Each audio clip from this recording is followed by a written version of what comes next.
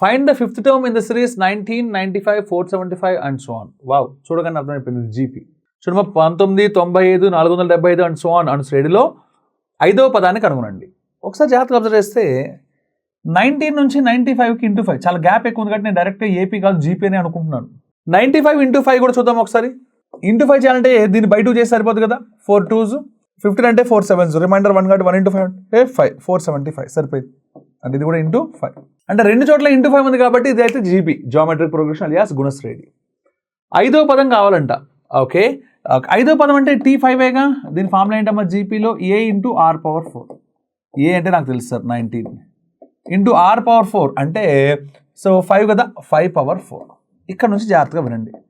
19 into 5⁴ అంటే 625. ఎందుకంటే 5⁴ నా మైండ్లో 5² అనుకుంటాను. ఓకేనా.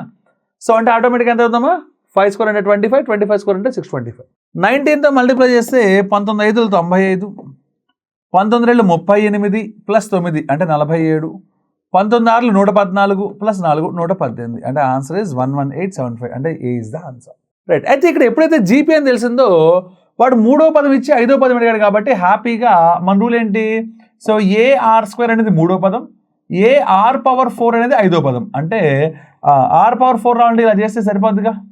చూడండి AR² వరకు తీసుకుంటే T3 అవునా కాదా. AR⁵ అంటే ఇంతేగా, అంటే దేంతో మల్టిప్లై చేయాలి ఎక్స్ట్రాగా R². అంటే డైరెక్ట్గా ఆన్సర్ 475 ఇంటూ 25 అని కూడా చెప్పొచ్చు. అప్పుడు మన వేదిక మ్యాథ్స్లో ఉన్న ట్రిక్ ఉంది కదా, ఇంటూ 25 అంటే బై 4 చేయాలని. అంటే 4 1లు 35 అంటే 4 8లు 3 మిగిలిన కాబట్టి 3 ఇంటూ 25 అంటే 75. ఇలా చేస్తే ఏమవుతుందంటే బోలెట్ టైం సేవ్ అవుతుంది. ఇలాంటి పాయింట్స్ని గుర్తుపెట్టుకుంటూ ఉండండి, ఆలోచిస్తూ ఉండండి. ఓకేనా.